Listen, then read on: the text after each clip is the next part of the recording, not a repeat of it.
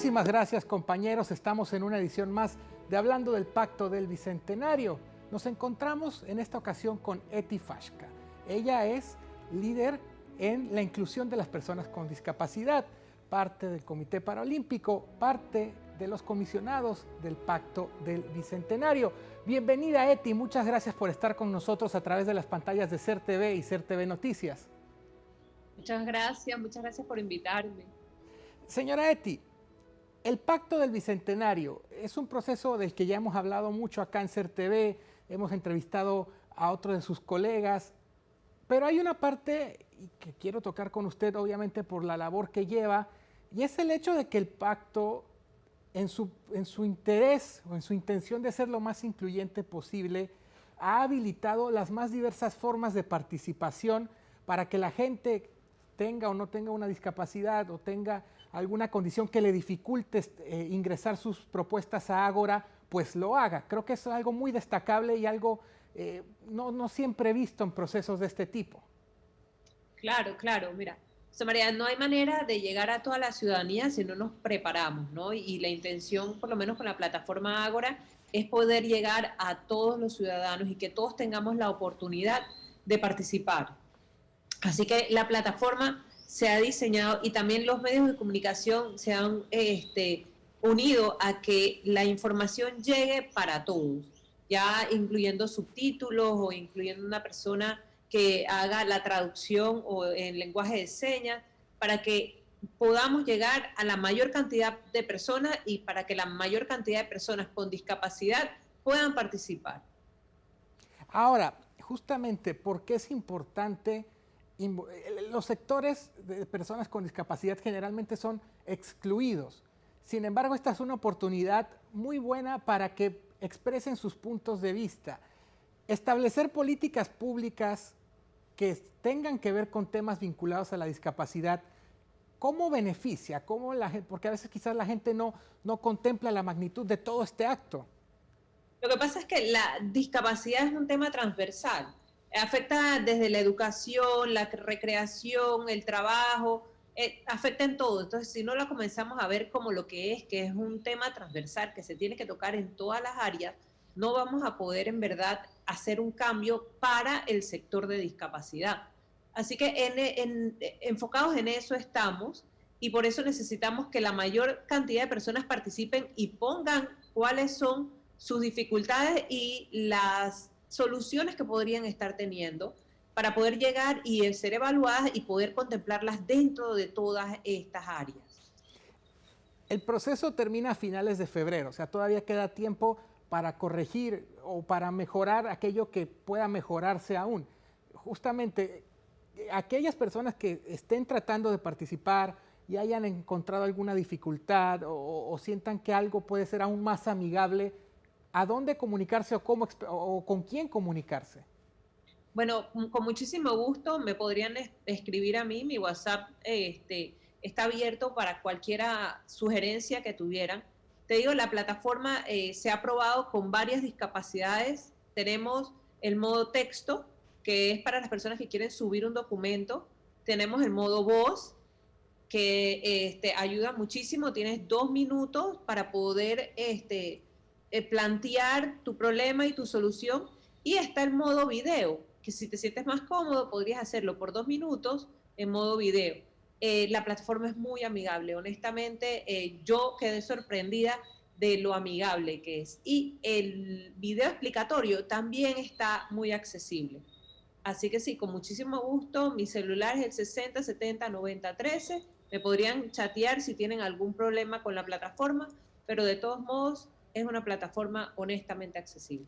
Usted lo dice, la discapacidad es un tema transversal, no es que existen los temas exclusivos de la discapacidad. Está la educación, está el transporte público, está los temas jurídicos, en fin, hay tantos temas que tienen que contemplar a las personas discapacitadas que no lo hacen y creo que eso es una de las grandes falencias de la sociedad panameña. Sí, y esta es justamente la oportunidad. Si vamos a hablar de educación, el tema de discapacidad y de cómo incluir a la población con discapacidad dentro de la educación, desde la educación primaria, desde los centros de estimulación temprana hasta las universidades, donde ya se ya se pasa al medio laboral, es importante y esa ruta la debemos trazar para todas las personas y para todos los ciudadanos. Tiene que ser un acceso universal. Y a veces también caemos en el error de que hablamos de discapacidad y generalizamos. No todas las personas con discapacidad tienen las mismas necesidades. Por supuesto, y eso es lo que lo hace, digamos, un reto tan interesante. Necesitamos hacerlo accesible a las discapacidades físicas, tanto intelectuales como mentales. Entonces tenemos un alto, digamos, un paraguas muy grande que cumplir, pero eso no significa que no es posible. Se ha hecho en otros países y lo podemos hacer en el nuestro. La misión de este proyecto del Pacto del Bicentenario Cerrando Brechas es establecer, digamos que un marco hacia el futuro. Un mundo que está cambiando requiere nuevas reglas. ¿Cómo aprovechar justamente esta oportunidad para facilitarle la vida a las personas que por alguna condición necesitan la ayuda de alguien o a veces no se pueden valer por sí mismas? Bueno, este pacto definitivamente pretende hacer un mejor Panamá para todos. Eso tiene obviamente que considerar a toda su población. Si definitivamente hay discapacidades distintas y tenemos que contemplarlas todas, tenemos que alzar la voz y ser partícipes, porque no todos conocemos los problemas de todos. Entonces, si no, nosotros no ponemos nuestras propuestas y no decimos cuáles son nuestros problemas, no podemos ser considerados para una solución. No estamos hablando ya de las soluciones macro, sino de repente un poco las más específicas, ¿no? Y tenemos que trabajar en base a eso.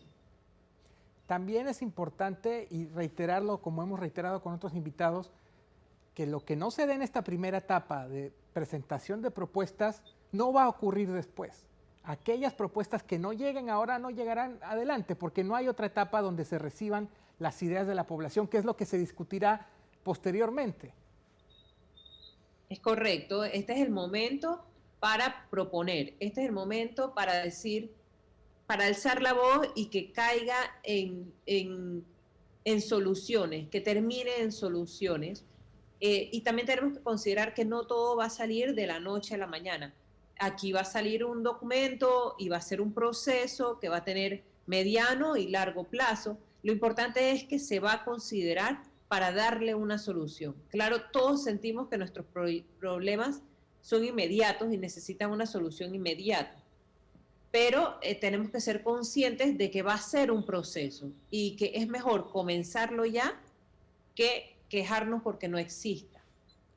Entonces, comencemos, tengamos una meta a mediano plazo y esperemos soluciones a largo plazo. Justamente en esa línea, parte del éxito de muchos de los países que tienen altos índices de inclusión es porque han trabajado en planes que no son de un año, no son de un par de meses, son planes y políticas públicas que se vuelven permanentes y se verifican constantemente y que se trabajan más allá de una sola administración. Y esto es muy importante establecerlo porque a veces en nuestro país no sucede así y esta es una oportunidad de que empiece a darse así. Claro, no es una solución de un gobierno, es una solución de un país. Entonces esto tiene que trascender la línea de gobierno, esto tiene que ser, es más allá de eso, es darle solución a la ciudadanía. Entonces es importante que se trate de esa manera, que se hagan planes a corto, a mediano y a largo plazo y que se entienda que esto es progresivo. Y también entender que va a evolucionar y va a cambiar. Casi siempre los proyectos cobran cierta vida, ¿no? Y uno tiene que dejarlos crecer y uno tiene que saber adaptarse a los cambios que se van generando siempre y cuando sean con el mismo objetivo que es mejorar la vida de las personas con discapacidad. En este caso. Eti, usted que constantemente está trabajando a favor de la inclusión de las personas con discapacidad, que dedica su vida a eso, tener una oportunidad como esta, ¿qué representa? No, la verdad es que a mí cuando me convocaron, cuando me postularon y luego me convocaron, fue una oportunidad muy grande y fue muy satisfactorio ver cuando entré la acogida que tenían dentro del consejo las personas. Ya sabían que este era un tema que se tenía que tratar y que se iba a tratar y que teníamos que cogerlo o trabajarlo de una manera seria, que no podía ser una mesa, que tenía que ser un tema transversal, que todos los proyectos, las soluciones tienen que tener la parte de discapacidad incluida. Y para mí entrar a un ambiente así fue una experiencia muy bonita, porque antes no lo había visto, había tenido que como forzar un poquito eso, y en esta ocasión no fue así, ya estaba considerado. Entonces yo siento que, por ejemplo, yo siempre digo, ¿cuándo va a parar la lucha? Cuando ya esto no sea un tema. Y mientras más lo hablemos, menos va a ser un tema, porque las personas ya van a saber construir para personas con discapacidad, crear plazas laborales para personas con discapacidad, educar y construir escuelas para personas con discapacidad, transporte para personas con discapacidad. Entonces ya no va a ser un tema, va a ser algo natural en nosotros. Justo ahora que lo menciona, ha tenido la oportunidad de ver en Ágora ya propuestas que se refieran a temas vinculados con discapacidad? ¿Ya están llegando propuestas? Hay 312 propuestas. Hay algunas repetidas, por supuesto, se repiten los problemas de unas personas en otras, aunque estemos en sectores diferentes, pero hay 312 propuestas, algunas bastante específicas, otras más macro, pero definitivamente hay una participación. A mí personalmente me encantaría que hubiesen muchísimas más propuestas, porque estoy segura que hay muchos más problemas y muchas más dificultades, muchos más retos de los que se ven plasmados en la plataforma.